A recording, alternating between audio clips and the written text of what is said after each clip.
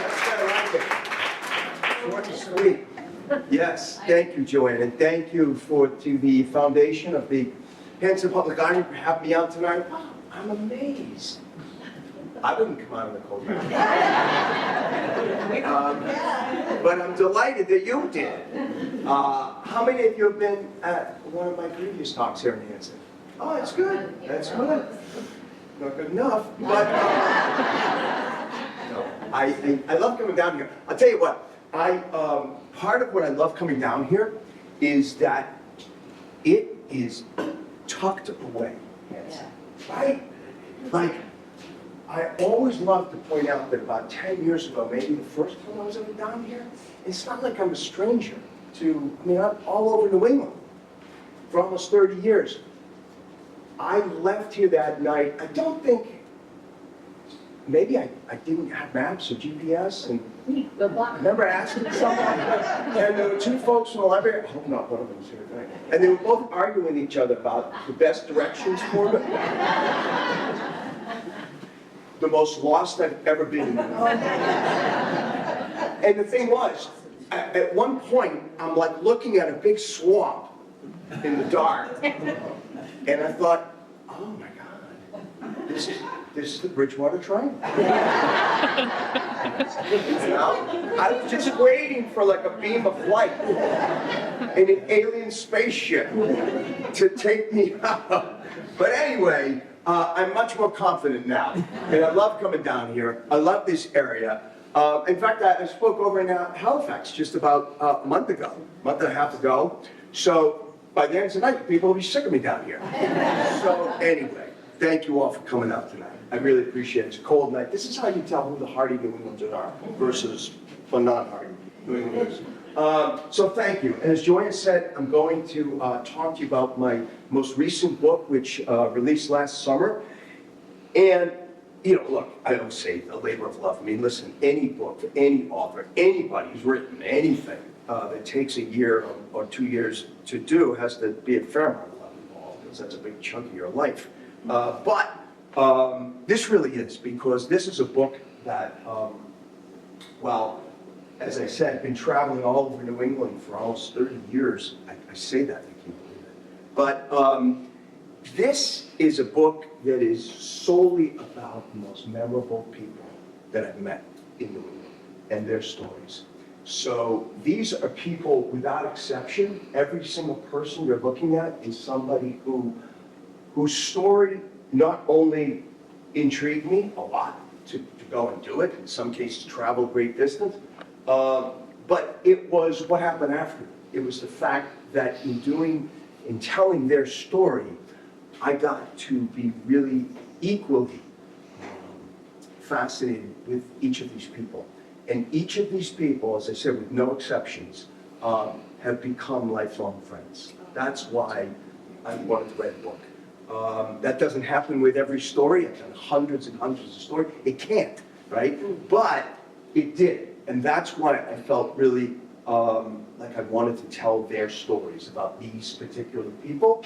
They all have some things in common, and they have many things that are not in common. But one of the things that's in common, and I think it's part of why I was so attracted to these people in terms of their stories, is that they're all people who are all about their community. My stories, for the most part, most of my reporting now for the last 15 years or so, has really been largely about these wonderful, what we call third places in American life. They're places that aren't home, they're not work, they're these third places. You know them, even if that term is something that sometimes isn't something that's generally, oh, that's a third place. But third places are like where we are tonight, right? Public libraries are third places. These are places where communities gather. We are in a third place, this room, right now. Diners are third places. If you may know, if you watch any of my travel pieces, that I almost invariably will visit a diner, and that's why. Not because of the food. Same thing about general stores. I often include general stores, I often include local rail trails or local community rec trails that have been invested in, by the community. And it has nothing to do with anything other than, put it this way, I always say, when it comes to diners, I'm not about the food. I mean, I like a good breakfast as much as anybody, but it has nothing to do with the food. A little bit to do with the food, but not mainly. Not mainly. I would say there's nothing that you can get at a diner that you can't get somewhere else. Nothing. Nothing. There's nothing exotic at a diner in terms of the menu. You can get it anywhere, right? Nothing you can buy at a single shelf in a single general store in a single town on the face of the earth that you can't buy somewhere else or online, often for less, right? Yeah. So it's not about what they sell. It's about what they actually offer for free, which is a sense of community, right? You stop at a franchise somewhere to get a bite to eat on the highway in the Middle East, nowhere, USA, you can get something to eat. You're not going to get a sense of community, and you're not going to run into somebody you know. No. But you do in a room like this. How many of you right now know other people in this room? Bingo. Right. That's the thing. That's what I love about third places. That they make communities communities. They make them places that we feel validated, right, to live where we live, right? That's what these people are about. That's what diners are all about. Let's jump in. So, the full title of the book is Stories of Struggle, Resilience, and Triumph. So for this talk now, I'm gonna give you some representative stories and the people who go with them that have to do with those three topics. I suppose I could use this thing. How's this? And now I'm in some feelings. So struggle. So sometimes the struggle is about big things, sometimes the struggle is about small things. I'm going to tell you right now about somebody who's dealt with a struggle that is about a very, very big thing, right? It doesn't get too much bigger than trying to hold on to an entire way of life. What's the entire way of life they're struggling to hold on to in Gloucester? Gloucester, America's oldest continuously operated seaport, America's most storied seaport, and yes, because of the and by the way, when I launch into this about the effort to try to save the cod fishery, this is not about, I'm not attacking the federal program. I have no business because I'm not in a position to offer any opinion about it. And in truth, and the federal government would say the same thing. It's not definitive anyway. That is still not clear whether or not the decline of the cod fishery can be arrested in New England. It hasn't worked elsewhere. It didn't work in Newfoundland. But so that's beyond my pay grade. So I'm not getting into whether or not that's working, whether or not that will work. But here's what we know definitively. So Gloucester, 1920s. So just prior to the 1920s, the turn of that century, 1900, it is estimated that there were about 2,500 family-owned fishing boats working out of Gloucester in 1900. The term itself wouldn't have been understood then. It would have been like, what's a family-owned fishing boat? What other kind is that? That's what someone would have said in 1900 because there wasn't any other kind. Yes, there were companies that, Gorton's was, there were companies that had boats. Today it's families that increasingly don't have boats. It's companies, it's corporate boats that are owned by groups of investors. Often they're multiple boats, sometimes they operate in multiple ports. So 2,500 boats is estimated in 1920. By 1971, that figure was estimated to be 1,500. And those are both estimates. The last year that we know for certain was 3 years ago now? 2 years ago, 2003. And the number was 79. So the idea of family-owned fishing boats is going away, just like the inner harbor is going away. And for people like my friend Joe Sanfilippo, it's tough. It's tough. It's tough to watch your family's history, legacy, being erased year by year. Joe was forced to get out of commercial fishing about 10 years ago. He is the now 5th generation family fishing in Gloucester. He still gets to be on the water. There's his boat right behind him. It's not his. He doesn't own the boatport, which is a cruise boat. But he still gets to be on the water, which he says saves his soul. But his love of fishing is no more. But the thing is, what Joe recognizes, he's not the only one that recognizes this, but he's the only one doing something in this way about it, is that it's not the boats, per se, that matter as much as what goes with the boats, right? You can replace a boat. You know what you can't replace? You can't replace 5 generations of family fishing knowledge. That's what's going away. If that pipeline of family fishing knowledge, as Joe puts it, dries up completely, then the question arises, legitimately, how will people know how to fish? If they want to get, as he puts it, let's say that the rules and regs get relaxed in 5 years, 10 years, 20 years, and more people can now financially get into commercial fishing, but what if nobody knows how to fish anymore? So what Joe is doing is something you can describe it as quixotic, you can describe it as crazy, hopeless, a dream, but nonetheless, he realizes that at some point, people will have to know how to fish if families are no longer passing along that knowledge. You can't go on Amazon. You can get a lot of books on Amazon, but you can't get Fishing for Dummies. It has been written. You can't take a fishing 101 at the local community college. So he is teaching people. By day, he works the boat port, and at night, he rents out a warehouse space on the Inner Harbor, and he teaches the fundamentals of fishing. Who are his students? Men, women, old, young. Not a single one of them has a commercial fishing license. Not a single one of them has a commercial fishing boat. So, what are they doing it for? I don't know. I don't know, but here's what I do know. I do know that in terms of facing a struggle and trying to do something about it, this is about as hopeful and optimistic gesture somebody could do. And even though Joe takes a lot of ribbing about doing what he's doing, I just love the fact that it is a response to a struggle, a very big struggle.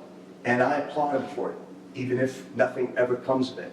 And there he is teaching one of the most, I love that picture, because Joe Sanfilippo, like countless generations of Gloucester kids, learned to mend the net when he was 5 years old.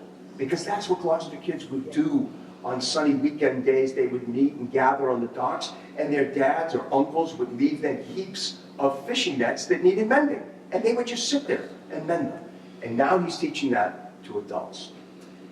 Sometimes to go from the big to the smaller, sometimes the struggle is, in fact, about something very small that can be right down to a single individual, like Louis Escobar. Louis Escobar, for me, embodies that struggle of when the struggle is, in fact, physical, right? In Louis' case, well, let me back up. So Louis, we lost Louis 2 years ago, but Louis was a rarity of rarities, okay? First of all, he was a farmer in Rhode Island. I know I don't need to stress the fact that Rhode Island is a very, very small state. So not a lot of land for farming. In fact, today, most of the farming that's done in Rhode Island today is turf farming. Turf farming. Growing grass. Not cannabis. Lawns. Right? Like growing, they're not growing a lot of grass, but lawns, and you don't need a lot of land. I had a guy tell me once, 3.5 acres I can make a living. Because, you don't need 3.5 acres of lawn grass. Then they cut that up, right? You've seen it. They cut them up. It looks like carpeting. And then they go to a little suburban house with a postage stamp lawn, and they unroll it like a carpet, and then instead of vacuuming it, you water it. Boom, done, right? Louis was a dairy farmer. You do need land to farm if you're a dairy. You've got to graze a herd of cows, right? And he had a wonderful farm. He was, four generations in Portsmouth, Rhode Island. So that's the very northern end, the top of Quidnick Island, right? The big one that sticks out of the Narragansett Bay. And he did very well. He did very well. He had created this wonderful consortium, this cooperative of all the other 3 dairy farms in Rhode Island. And But about 20 years ago, Louis had a terrible accident. His tractor fell out. And if you are lucky enough to be, oriented in such a way that when the tractor impacts, you survive, because if it hits your head, you're not going to. So he did, but you're going to be severely injured, and he was. He was left a quadriplegic, and yet never thought of giving up the farm, ever.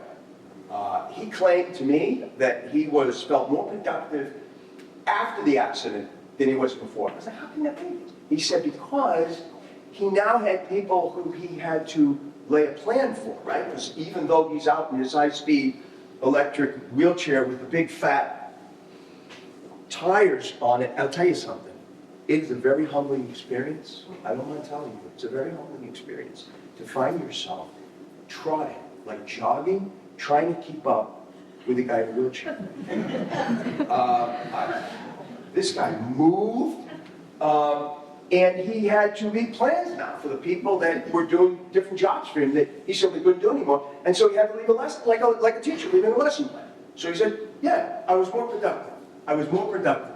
Louis Escobar. So that's from the struggle from big to small. And sometimes, as any journalist will tell you, the struggle is simply about getting a story out. Now that sounds like, well, so, there are various platforms. There's still actually print platforms. There's plenty of digital platforms. There's broadcast platforms, the one I work in. But everybody doesn't have that. Everybody doesn't have that. And for somebody like Jerry Ann Boggess, it really was about how to get what she felt was a very, very fascinating story, and she was right, and how to get that out. Now, Jerry Ann is an incredibly inspiring woman. She is, first of all, lived the American immigrant experience. She emigrated from Jamaica in the early 1970s, raised a couple of wonderful boys in southern New Hampshire, went on to college. She found herself settling in Milford, New Hampshire, which is about 12 miles just west of Nashua, southern New Hampshire. And even though she is not a journalist, she has all the tools of a really, really good journalist. She has, first of all, she has the best tool of all, the most important tool of all, I always say, which is, people think about like writing or whatever. No. The first and most important tool for a journalist, I think, is simply being curious. Simply being curious. If you're not curious about how things work, if you're not curious about what's going on around you, that's fine. Not everybody is. But journalism is not the place for you. But she is a very curious person. She's a wonderful researcher. She has an inexhaustible source of energy. I don't know where it comes from. She never stops asking questions. And being on a 3.5-hour drive with her once, I can tell you, doesn't stop asking questions. But that's okay. They're good questions. And when she found herself settling in Milford, New Hampshire, she set herself a task. She felt like this would not only help her English and help her acclimate to New Hampshire, but it would also be a really good source for all of her inexhaustible energy and her love of research, and especially historical research. And she set herself to trying to see if she could find out, if there had been other people who looked like her in Milford, New Hampshire. There are not a lot of people now who look like Jerry Ann in Milford.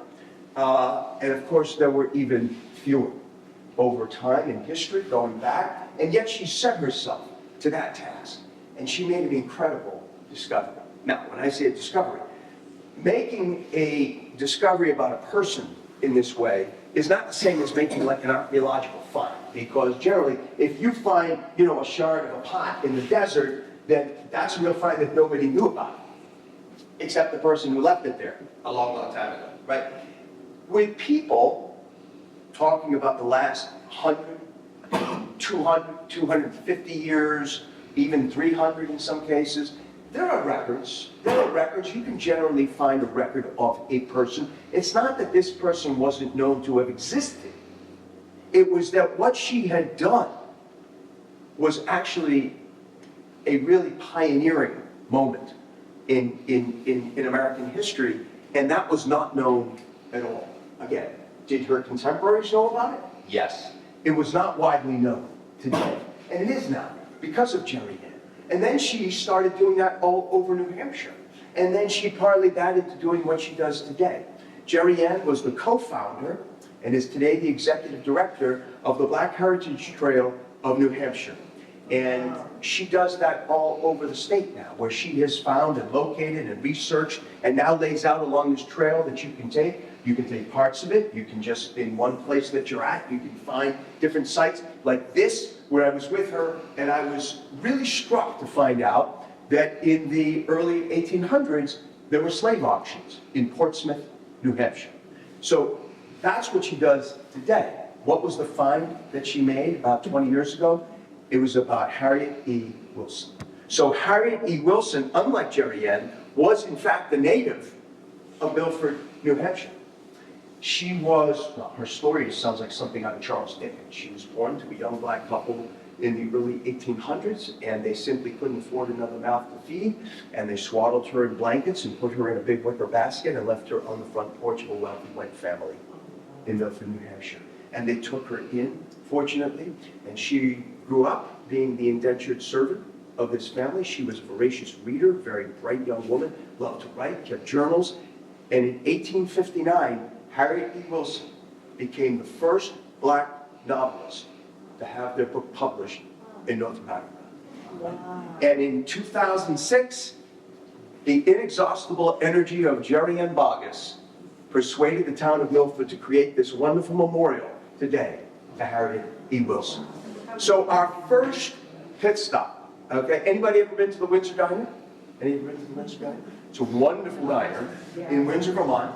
And Teresa Rhodes, who owns it, runs it, is herself a rarity of rarities, just like Louis Escobar, because first of all, there are women I've met who own a diner outright, that is true. There are many, so that's a rarity, but what makes her a rarity of rarities is that she runs her diner solo. You know, I want you to let that sink in. Okay? It's a Saturday morning. There's 15, 20 people crowded into the diner. A couple of people outside waiting to come in. She's running that by herself. Right? No, she gets some help on weekends. But like on the weekday that I was in, she's all by herself. So I'm like watching her, and I'm like, and I've been in a lot of diners, and I'm like, this is insane.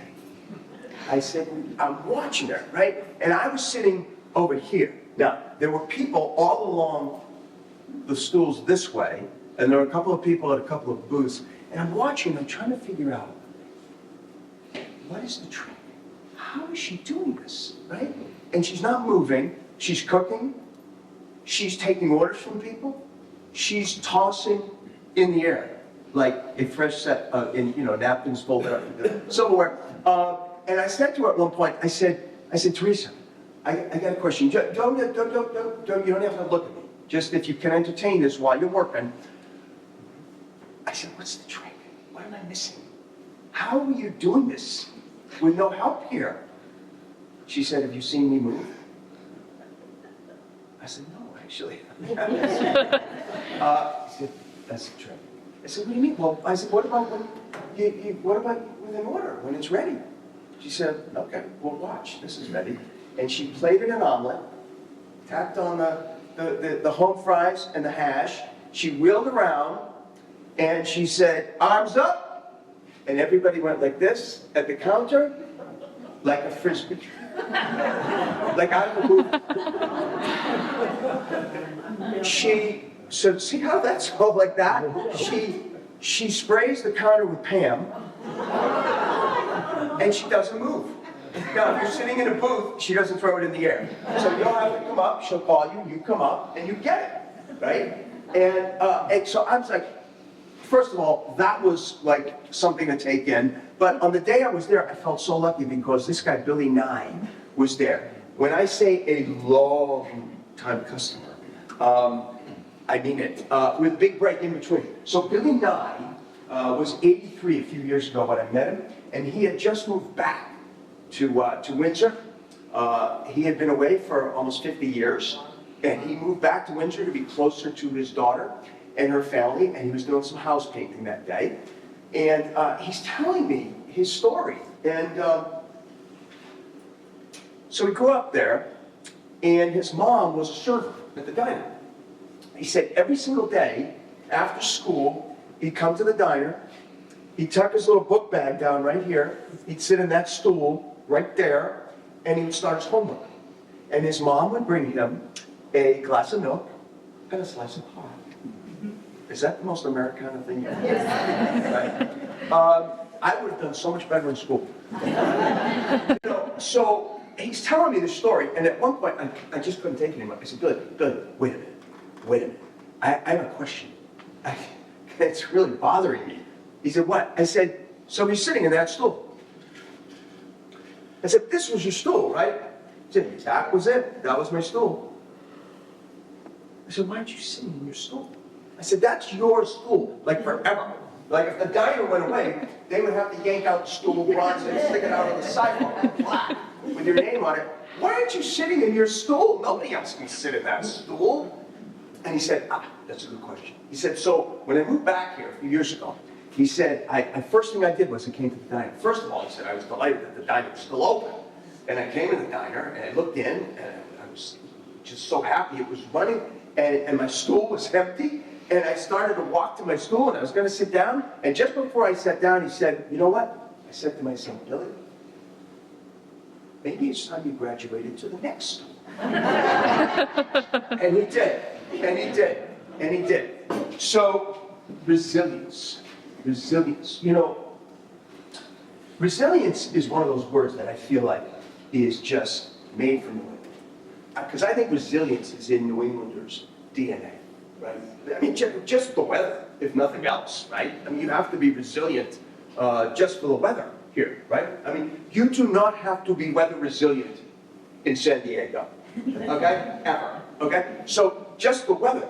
But what I'm going to share with you now, although it does involve a person, but it also is the only non-human example of these struggle, resilience, and triumph, because to me, New England's mill towns are the embodiment of resilience. Don't you think? Yeah. They've always been there. They've been there through thick and thin. They've been there when they were empty, abandoned, and nobody wanted to look at them anymore. The problem was, these things were not made to be torn down. There are cities and towns I can tell you all over New England that have told me, some version of the exact same thing, which is basically, if we could have blown those damn things up, I would have done it. Mayors have told me that, right? And you think, well, how embarrassing would that be? But the point was, they couldn't. It often cost way more money they simply didn't have to tear these mill buildings down. And the thing about these mill towns all over New England that's so fascinating is they all share the exact same biography. I mean, they may have made different things. April made, shoes and leather goods, and, textiles were in Lawrence and Lowell. So, but they all basically share the same basic history. They all got started around the mid to late 1700s, early 1800s. They all went through a period of incredible prosperity, all through the 19th century, into the 20th century, and then they all shared the same story of being victimized by corporate greed. Because these mill companies, for whom towns like Lowell, Lawrence, Woonsocket, Pawtucket had made them and made their millions. And then it was simply so long because we're off for cheaper labor. And they went first to the American South, and then they ditched the American South. And the same thing happened to mills down there, and they went overseas. But the mill towns couldn't leave, even though the mill buildings and the mill complexes were empty, costing towns money they didn't have. Because what did they become over those decades that they were abandoned and unused? Havens for drugs, arson, crime. So towns who didn't have that in their budgets still had to detail cops to watch over the abandoned mill buildings, right? And finally, All that changed by the 1990s. By the 1990s, you have the national economy is turning in a positive way, and also very much a part of what saved these mill buildings, right, all over, is that you also had companies that were now new companies, like biotech, and they were looking, they needed huge square footage, right? What did the mills represent? And they were dirt cheap, right? So that's what saved these, all these mill towns. That's what they looked like before in a place like Biddeford. That's what they looked like when they were able now to invest in reusing them and reinventing and re-emerging again. And in all these mill towns and mill cities, it takes somebody like an Alan Casaban, right? This is where the human component comes in. This is a guy who, not a businessman, he's not an investor, he's not a wealthy man, fourth generation French-Canadian kid growing up in Biddeford. All of his family had worked in the mills. He worked in the mills as a teenager. He was the first in his family to go to college, came back to Biddeford and taught math, and was a track coach. And then decided he would run for mayor to give something back to his city that he loved, and he became the longest serving mayor in Biddeford's history. And the reason why is that he was able to make that change happen for Biddeford. Again, not because he had money, not because he's a business person and consultant. He is that kind of person who just has that kind of optimism, that can-do spirit, and that ability to get people together of different competing interests, competing agendas in the same room and make a consensus happen. That's why Alan is beloved. He remembers the worst dark days of Biddeford. This is a kid who grew up there, right? So by the 80s, Biddeford was woeful. It had almost 27% unemployment. That is higher unemployment than the Great Depression, which was 25%, okay? So he remembered the worst days. He remembered when there was a huge solid waste incinerator in the middle of the city, because that's what happens when you're in these struggling mill towns and you're desperate for revenue, and companies come to you because they know that you can't say no. But Alan got to tear that incinerator down. He got all those public, wonderful private partnerships working, those corporate, those kinds of developments that involve, you know, residential, retail, brought back things like the City Theater. The City Theater is one of those buildings, and I know you know them. In fact, I think the town hall here in Hanson, it's an older building, right? Yeah. I think it has a lot in common with the City Theater. So many New England towns have them. These were those municipal buildings that were built like in the mid to late 1800s. Often they're wood, sometimes they're brick, but either way, they usually housed like town offices, but then they also almost always had just like we're talking about tonight, they had a community gathering space. They might be used for dances, they might be used for lectures, like the City Theater. Very common. Charles Dickens spoke at the City Theater in Biddeford, Maine in the early 1800s. But by the time my friend Tim Sample was the last rock band to play the City Theater in the early 1970s, it was only a year away from being officially condemned by the city. In fact, Tim remembers, because he was, at that moment that picture was taken, he was pointing at the far wall, and he couldn't get over how it had been restored, but he was pointing at the far wall, and he was telling me that you could literally watch the wallpaper as they played, because the room would shake. He said you could watch the wallpaper rolling down. And he said it got so that, you know, he said, you know, it gets boring doing, you know, 6 sets over a weekend. So he said they started to have a little betting pool in the band. If they could get enough people up dancing in the aisles, they knew they could get the wallpaper really rolling. And they would take bets about when the roll would hit the floor, right? So, right, but a year after he played there, the city condemned it. They blew out the back of the building. They put in some big garage doors. And where Charles Dickens had once spoken, the city DPW was storing road salt. So that's how bad it got. But they fully restored it. Friends of libraries, like Friends of the City Theater, were able to bring that back. It's a gem today. Another gem, a diner, the Palace Diner. Anybody ever been? Anybody ever been to the Palace Diner? You have. When were you there? I just told Diane Saturday. Oh my God! I'm so envious. Was it your first time there? Yes. So I'm going to ask you to just be totally honest. Potatoes? I'll get to the potatoes. I'm at just, right? This is like, we don't know each other, right? No. No. How's the food? Delicious. Okay. So, you know the reason why? Did you see one of these guys? No, neither. Oh, interesting. Okay. Wow, they've already done so well, they're taking days off. When did kids go? Earlier, 7 a.m. 7 a.m. Okay. And no booths. It's just the stools, right? Yeah, right. It's 15, I think it's 15, 16 stools. Wow. That's it. But these two guys, Chad and Greg, what makes the Palace Diner fascinating to me, it's the best food I've ever had at the diner. And I have been at a lot of diners. And it's the best food. But the reason is, look, there are other great diner cooks. I'm not putting any other diner down. It's just what this one has that no other diner has. These guys are accomplished chefs, right? They worked in the food scene, so you may know that Portland, Maine is now kind of a big food mecca, right? They worked in that scene as chefs at some really high quality restaurants, but they really wanted to open up their own restaurant. So they were looking in Portland, but they found out very quickly, if you're not talking, I'm told, high six figures today, that's not to open a restaurant. That's to get into the game with the city of siting a restaurant. You're still going to need investors, right? Not even happening, not close to happening. So somebody told them about this diner in Bedford that had been closed for 5 years, and maybe they wanted to check it out. They were like, well, we don't diners as much as the next guy, but I mean, we're not diner chefs. I mean, what are we going to do in the diner? Must have been a slow day.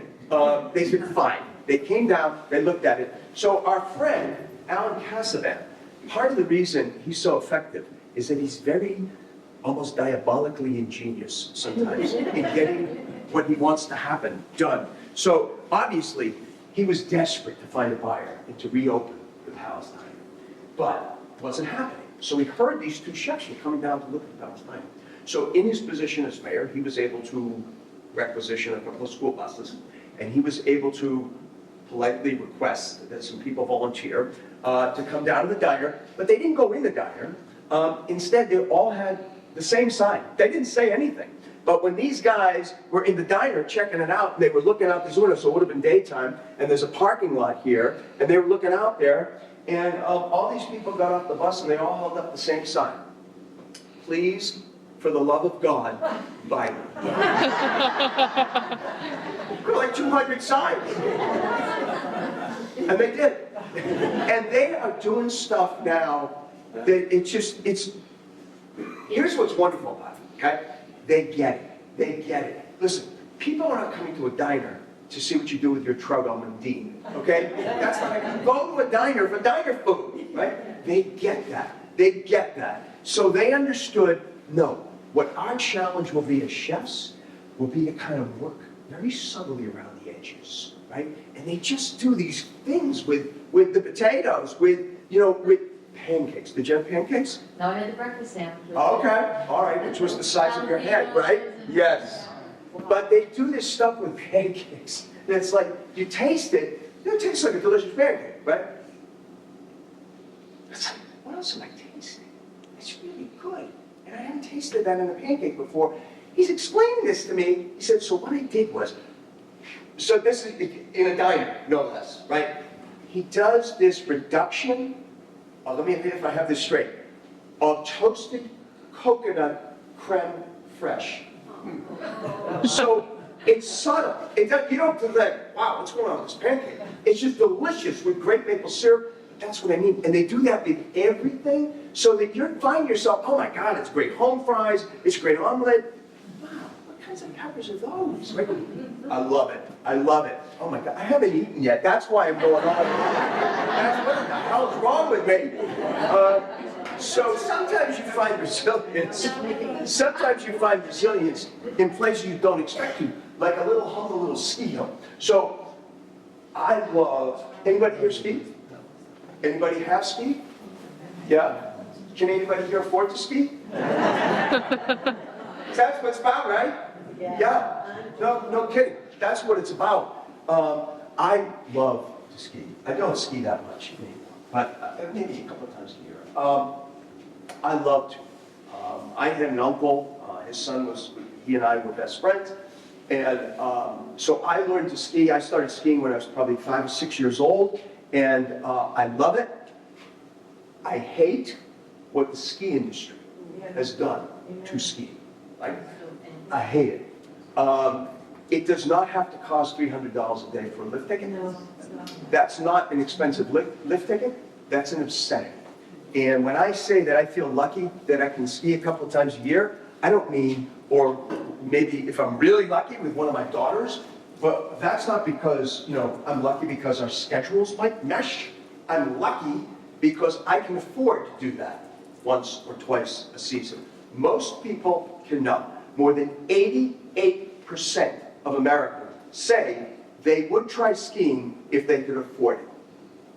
That's not okay, right? Which is why when I go up to Vermont now, and I go up every single January for the show and do a story. I was up right there about 3 weeks ago. I never visit a large ski area. What I do is I seek out. Vermont has this wonderful tradition of community-owned ski hills. And you're not going to find any slopeside condos. You're not going to find any jacuzzis, tucked away where you can order up a couple of daiquiris while you're sitting there. You're not going to find any high-speed quad lifts. You find something like this with a little rope turn. But you know what? This is the third place, like we were talking about, community gathering place, as a ski hill, which is the first place. Now I found many others, but it was the first place years ago that I had found that I said, this is a third place. This is a community gathering place, right? That's what makes it special. There's been a ski hill in East Corinth, Vermont since the 1930s. That's the same rope tow, which today is the longest continuously operating rope tow in North America. So there's been a ski area there since the 1930s, then it closed for a while later on, and then it reopened some years back. And when it reopened, there was an organization in that area of Orange County, Vermont, East Corinth, one of those towns, Chelsea, Tunbridge, Stratford, and they wanted to reopen the ski hill. But they had to contend with the reality of how some things had changed socioeconomically. So when you think about Vermont, I mean, there's many things to think about when you think about Vermont, but oftentimes people think about, there's some real affluence in Vermont, places like Stratton and Killington and Stowe and Norwich, and that's true. What I often find less well known, that people don't think about as much, is that there are areas of real poverty in Vermont. I'm talking below the poverty line, poverty. Places where family after family in that area experiences food insecurity on a weekly basis, okay? So this is not a place, needless to say, people are going to be doing a lot of skiing, because if you are concerned with how you're going to pay your heating bill and keep a roof over your head and feed 3 or 4 kids, you're not going to be spending $250 a day on a lift ticket, and you're not going to be shelling out thousands of dollars for equipment. Not happening. So the people had to contend with that. So they were thinking about, wow, we could make it a very, sliding scale for lift tickets. We could keep it very, very affordable. And then one of my favorite Vermonters, Wade Pearson, simply said, look, this is Vermont. I cleaned up his sentence there a little bit. But that's Wade. He said, this is Vermont. And every kid should be able to ski. And by the way, not only should they be able to ski, if they are skiing for free, there should be no stigma about that. So no one should know who's getting help and who's not. And so what they decided to do was to become a nonprofit. So to me, a nonprofit ski area is like the biggest oxymoron ever. Right? Forget jumbo shrimp. Right? Nonprofit ski area is ridiculous on the face of it. There's only 3 of them. This is one. 2 of the 3 are in New England. Bag River Glen is another. Right? So nonprofit. So in other words, you simply pay what you can contribute. If you don't choose to contribute, you don't have to. And there's no stigma at all. If you don't have equipment, and many of the kids don't, the ski bus rolls up. The ski library, as they call it, and you get equipment to use. And you don't have to return it either if you want to use it for the next season. Wade Pearson is, you talk about a force of nature. So the first time I visited, it was his turn as chief volunteer that year to be out on the hill and make sure everything was running like the road tow. So naturally, I had brought my skis with me because I wanted to ride the longest continuously operating road tow in North America, and I wanted to check out the wonderful hill. But I was watching that rope go along the ground. Now, a rope tow involves a very specific way of picking up the rope. Okay? So if you just reach down and pick up the rope, you will be flung about 10 feet in the air. So the first trick is that you have to actually let it go through your hands as you gradually increase the pressure and get your body in a position to be lurched forward a little bit. It's not fun, but it does the trick. But I was watching this rope tow and I was mortified because it was moving faster than anything I've ever seen. And I said to Wade, I said, what do you have running this thing, Wade?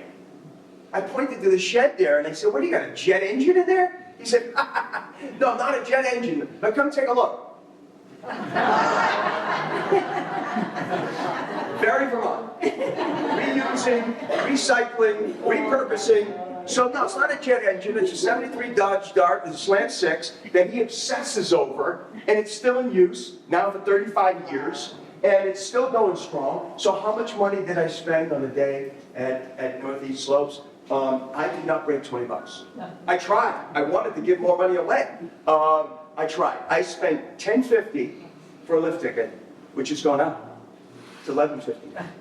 But nobody makes a dime. As Wade likes to say, nobody makes a dime here.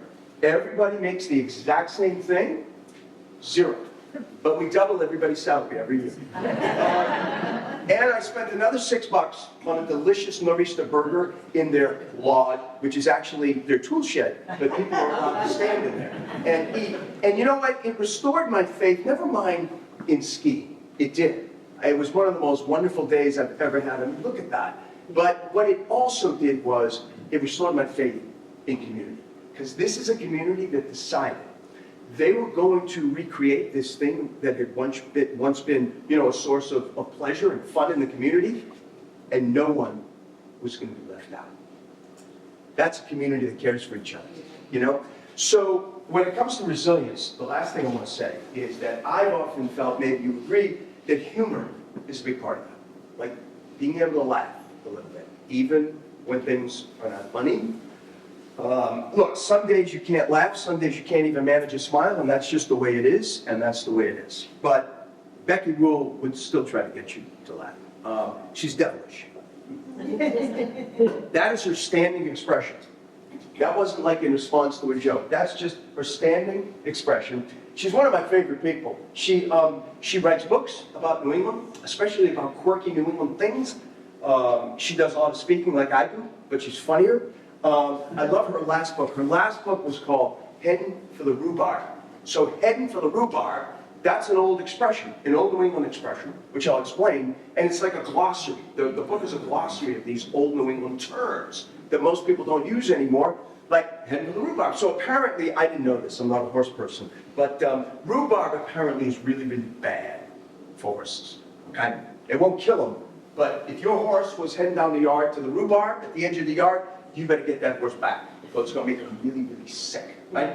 But over time, that expression started, as fewer and fewer people had horses in their yards, it started to be used as an expression to refer to anybody who's heading to any kind of trouble, right? So I love the example she uses in the book. She says, so you might have a couple of old friends, right, that are sitting around the front porch of the local general store in the morning, they're drinking their coffee, and they see another one of their friends walking up the street. And he's walking arm in arm with his new lady friend. And one of them on the porch says to the other one, I'll tell you something right now. He is heading for the rhubarb again. So you want to take your hand at an old Englandism? Actually, this one is still used. This one is still used. And I gotta tell you, I looked at this word on the page in her book for like 15 minutes. Was sitting in the back of her yard there in Northwood, New Hampshire, and I was like, I don't get it. She said, are you kidding me? You honestly, you don't? No. I said, use it in a sentence. She said, okay. So here's the sentence she used. She said, I might need to pick up a few things. So I might run next door to Barrington. Caleb's General Store. Anybody ever been? Wonderful general store there. She said, I might pick up a few things. I throw them in my basket. I come up to the counter. I put it down, and Tina at the counter might say to me, all right, hon, that'll do for you? You got it? I didn't get it. So congratulations, you're smarter than me. I did not get it. I did not get it. Anybody ever been to the Brunswick Diner? Another great, you have. So great story here that just very quickly makes this such a great, unique place. So Jane Davis, the former owner, longtime owner, and she was one of those rarities, a woman, especially at a time in the late 60s, early 70s, when a lot of women were not owning diners. She was a young woman, a single mom, and she was running and owning and ran the diner. Her daughter Cassidy practically grew up in the diner. In fact, poor Cassidy, to hear her tell it, she said, you know, my mom was a single mom. It was just me. So, you know, she'd get up at 4:30 and I'd have to go with her to the diner. And she would sit in blankets at the diner, at the counter, and she would finish her homework while she ate breakfast. The school bus would stop at the diner and pick her up. And Jane, her mom, the diner made it through COVID. A lot of diners did. But she decided about 2 years ago, whenever it all ended, that she just couldn't do it anymore. And so she called up Cassidy, who at that point was working a nice job in Portland. And she said, could you come back out just for like, take a few days off and help me kind of wind things up at the diner? And Cassidy did, and she ended up being a week there. And she said, you know, she was just so struck by the number of people who would break down in tears, hugging her mom, pleading with her not to, what could they do? Is there anything we can do to change your mind? And anyway, Cassidy never went back to Portland. And this is the only diner I know of that involves the transfer of ownership of a diner from a mom to her daughter. Wow. Only one I know. Only one I know. So we'll finish up with a couple of upbeat stories of triumph. All right? So first, although this sounds like it's not starting out on an up note, and it isn't, but it will end up. You know, it's kind of a truism, right? You talk about triumphing, succeeding, and very often, you know, people will say, you know, you have to know what it means to fail before you can really appreciate what it means to succeed. The problem is, when you're talking about abusing drugs, failing is generally fatal, right? And it would have been for my friend Larson Ojala, had he not had the strength, the inner strength to stop. Larson grew up in Fitzwilliam, New Hampshire, which along with Jackery, two of the towns that are straddled by Mount Monadnock. As a young kid, he was telling me that he used to, after school, for exercise, he would run up and down Mount Monadnock after school. So generally, on average, people take between 3 and 3¼ 4 hours to summit Mount Monadnock. He would run up and down Mount Monadnock after school. And, but by the time he was 14, 15, he wasn't doing much running. But he was doing a lot of abusing drugs. And by the time he was 16, he graduated to some pretty serious stuff like fentanyl and heroin. And he was headed nowhere good. In fact, at that point, by 16, he'd already lost 2 friends that he'd grown up with to overdoses, and he knew that's where he was headed. Now, thankfully for him, and he's the first person who realizes how thankful he should be, he decided he did not want that end for himself. He was very lucky again in the sense that he had a loving family who had already been through hell and back with him, but was still there to help him now that he had decided to change his life and turn it around. He had a wonderful mentor who was himself one of those extreme hikers who runs up and down summiting peaks. And Larson was so inspired by that he decided that would be his recovery model. That one day he would run up and down Mount Monadnock. And he's telling me one time, he said, as soon as I got to the recovery center and I got all checked in, and I told them, they said, what's your model for recovery? And I think they were thinking, he said, like, I'm going to try to stay clean and sober. And I said, I want to run up and down Mount Manhattan. And he said, they were like, dude, why don't you see if you can walk to dinner later, okay? And you'll run up and down the mountain later. But he did it. He is clean and sober now for almost 12 years. He's married to a wonderful woman, has 2 great little kids. He hikes all over America today. He talks to kids all over New Hampshire on a regular basis about the perils of drug abuse. And true to his recovery model, in 2021, Larson Ojibwe set a world record for 17 summits of Mount Monadnock in 24 hours.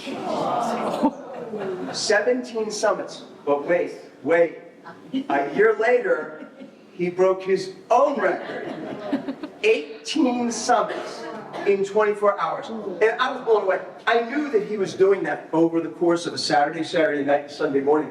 So about mid-morning Sunday, when I knew he was down, I texted him. And I texted and I said, Larson, you did it. You are running free. And he texted me back about an hour later, and he said, thanks, Ted. Next time, you do it with me. And I think I made a world record myself for the number of consecutive laughing emojis in a single email. So lastly, our last story, and as it happens, my favorite story and my favorite person that I've met in almost 30 years. Steve Brosnahan is one of those people I always say, if you are lucky in your life, you meet someone like this. And maybe some of you have. I'm talking about that kind of person where you feel like there's something saint-like about, like nobody's this nice, nobody's this good. That's Steve Brosnahan. He is a person of uncommon grace. He's quiet, he's soft-spoken, he's gentle, generous, he's very funny in his way. He has tremendous compassion.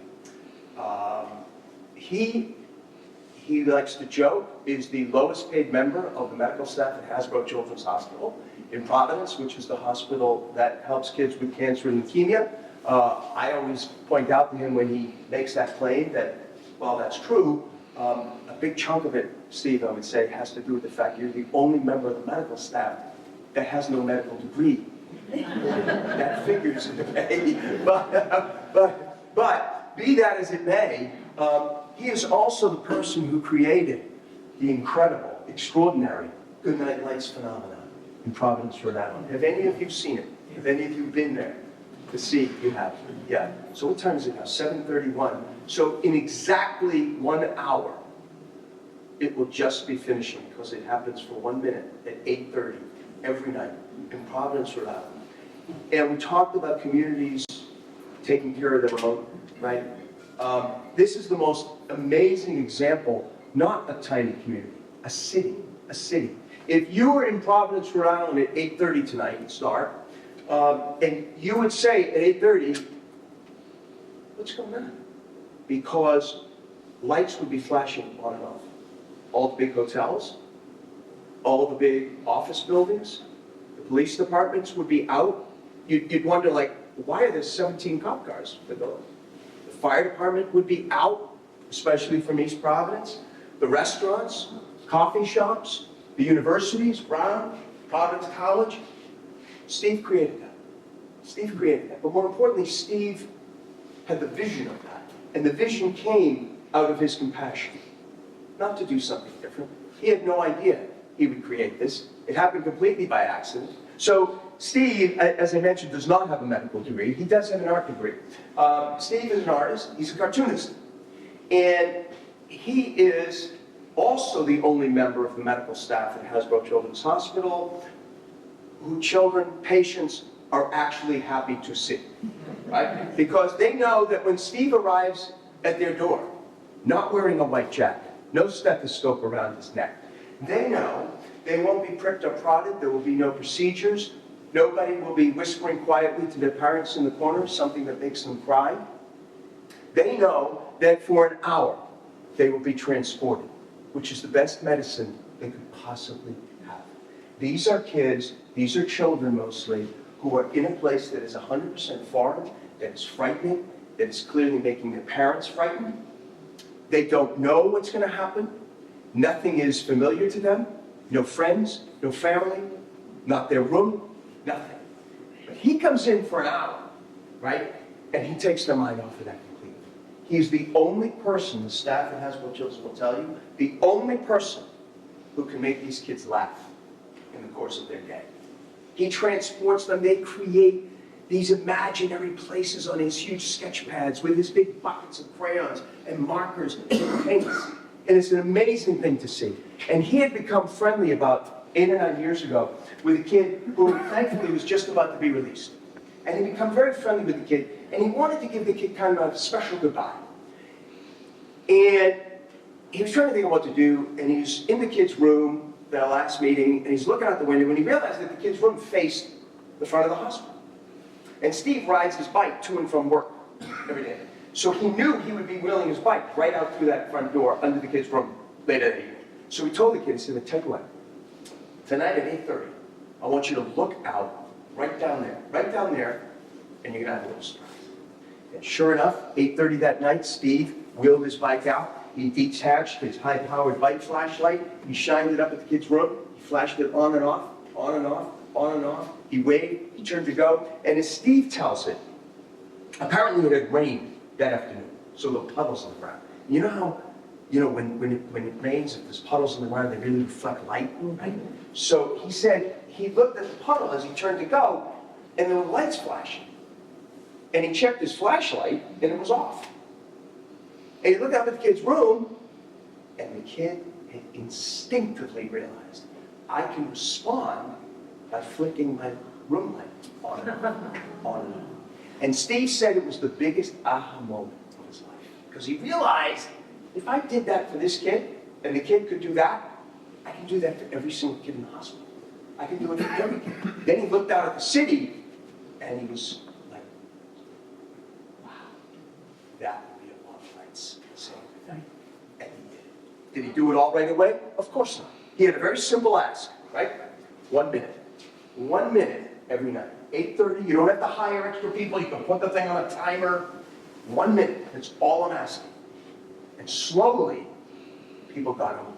All the hotels, restaurants, bars, taverns, the police department, fire department, the businesses all around, the universities, they all got on board, such so that today, as I said, if you were in that area of Providence, Rhode Island, you would wonder what is going on. So I'm reading about this story like 5, 6 years ago, and I was like, we got to do this story. So I got in touch with Steve, and I said, Steve, we'd love to come down and do a story on Goodnight Lights. And he said, great, I'd love to have you.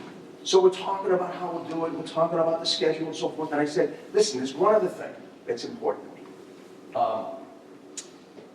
We'd like to be able to experience it, to watch it with somebody, like a kid that really is into it, because today they don't even stay in the rooms. They go up to the top where they have outfitted these huge wraparound windows. They all are given their own flashlights to have a feeling that they're answering back. It's the magic minute, they call it. So I explained to him, I said, so I'd love to see if there was, a young patient that we could watch it with, so we could get their sense of what it means to them.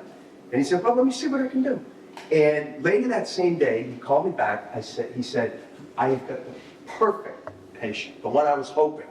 And her parents are fine with it. She loves the idea. It's all set. I said, great. And he could not have been more right. So, Abby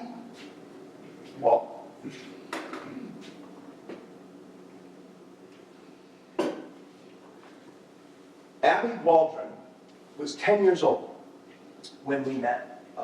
She was just 2 years younger than my youngest daughter at that time. I was, obviously, I could not imagine what her parents were going through. She had non-Hodgkin's lymphoma. The diagnosis was not yet clear. She was going through chemo. She lost her waist-length hair. And yet, that whole day, that whole afternoon we spent in her room with her, there were lots of people coming and going, friends of her parents, staff in the hospital, you know, what's going on. She is the only person that whole day who never stopped smiling and laughing. The patient, right? So about 5 o'clock, I told her, I said, you know, Abby, we've got to take a little break. We're gonna leave for a little bit. She said, well, you can't miss good night lights. I said, what do you think we're doing here?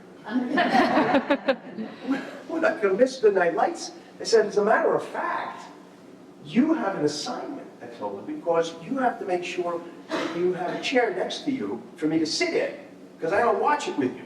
And she did, and that's where I sat, right here.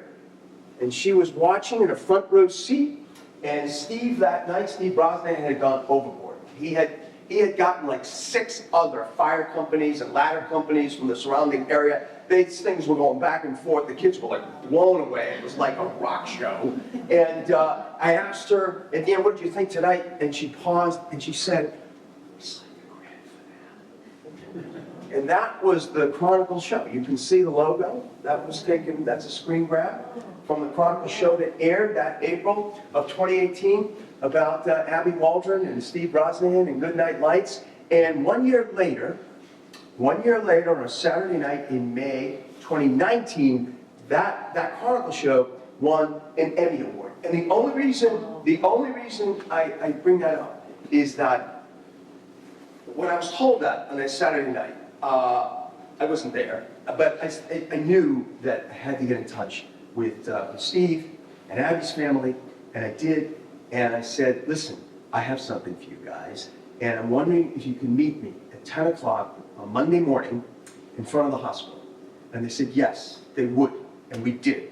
And I was able to share that award with Steve and Abby Waldron, now 16 and cancer-free. Oh. That's a triumph, right? That's a triumph. I told you you hadn't done a big enough. So, thank you so much. I love sharing that with you. I always do. If anybody has a quick question or two, I'm happy to take it. No pressure. It gives me a chance to wet my whistle. Yes. It's not a question. You just brought up something, you reminded me of something from high school. And It's a little bit funny. Something you can share or something that... I'll definitely share. It was about the rope tow, which I haven't been on since. Because Uh-oh. Did you hurt? I was up the mountains, a high school ski. Do you remember where? Canada. You were in Canada? Wow. Mount Tremblant? Yes. Oh, wow. I think so. Oh. And remember those, I'm old, so our ski pants had the Aren't we all? things around the feet. Yes? Around the feet. Oh, I don't like where this is going. I'm trying to get on it, and I probably reached, right? Oh, no. Well, the button popped on the pants. Oh, no. I was backwards, coming down the hill with my pants falling down. That was my last time on the rope tow. Will you run that memory? Is this giving you PTSD? Just to describe it? Oh, my God. That... I was laughing, I'm sure. I'm sure my face was red. So I was like, Yeah, right. Yeah, rope tows can create real havoc. They really can. They really can. It's amazing. They're not used much anymore. Yes? How do you find these people and their stories? How do I find these people and their stories? That's a great question. And the answer is so many different ways. So many different ways. So first off, the more simple ways and the ways that you might, think. Sometimes, like all of us, I might read something, in a magazine or a book or a paper or what have you, right? And I say, oh, that's really interesting. Especially if it's something, in print that hasn't been on TV or whatever, because I know that we could do something different, right? We could bring pictures to it, right? So that's one way. I love the fact that people will actually, I will still sometimes get like a letter, a card in the mail.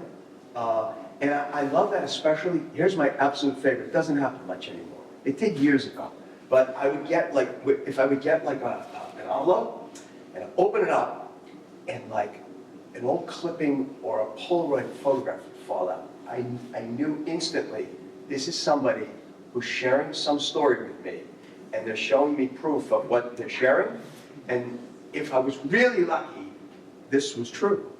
It was like, you know, my Uncle Freddie in Pembroke, he's retired now, but for 43 years, he's been creating a replica of the Doge Palace in Venice out of chewing gum wrappers. And I'm like, I am so all over this. And so that's another way. But you know how often a lot is just stuff I see. You know, that's what I mean about that. About that curiosity. I can't tell you how many times I've almost been rear-ended because I see something and I'm like, holy, you know, and I just, you know, and forget that I've got 3 cars behind me or something, but I just see stuff and I'll follow it up. I have no problem, I probably shouldn't do this everywhere, but I can't tell you how many people's doors I've knocked on all around New England, so I could ask them, like the guy, perfect example, outside of Camden, Maine. This is about 10, 12 years ago. This time of year, it was winter. And I drive by this house, and there is a full-size, vintage Sherman tank in the driveway. And it was in front of a car. So I'm like, wait, he's not backing that thing in and out. That I never got answered. But I did knock on his door. And after, you know, a minute of like, who the hell are you? Yeah, he told me that in the summertime, which is when I returned to do it, it's a planter. Where the turret is, there's flowers blooming on it. So I would never have known that. So you multiply that by many times of seeing something and then following up on it. But that's a good question. Man, so many different ways. In some ways, I won't share. But anyone else? Anyone else? Yes? Have you ever counted up the number of towns that you've gone to? Have I ever counted up the number of towns that I've been in? No. The short answer, no. But a lot. A lot. A lot. I pride myself in, like if I run into somebody and they say, you know, I'm from Maine, you know, where are you from? I'm from Gray. I pride myself on being able to often get within at least a town or two of something that I know that's near where they're from. So now you know a completely ridiculous fact now. It's a little pathetic, but nonetheless. But no, I've never counted. I should have started doing that a long time ago. Should have started doing that a long time ago. Anybody else? Anybody else? So, first of all, and most importantly, thank you very much for coming out again on a cold night. No, thank you. I really appreciate it. The foundation of the library in here in Hanson, I appreciate that too. I think I've been here with almost all of my books. So that's not every library, that's not true everywhere I go. So thank you very much for coming out. If any of you are interested, I have some of my books with me tonight. I certainly have this book, the new book. So if any of you would like me to sign a copy of the new book for you, I would be happy to do that. You'll have to buy it first, but details. If you would like to give me your email address and be on my newsletter list, I will have another book coming out in a couple of years, I think, but nonetheless, sometimes I share stuff through my newsletter. So if you, I should say the emphasis there on sometimes share, because if you give me your email address, 2 things. 1, you have 0 fear of any unwanted spam, because you have a 50-50 shot. That's better than 50. You'll never hear from me. I'm trying to do better, but all right. So I'll be here. You have a great night. Thank you.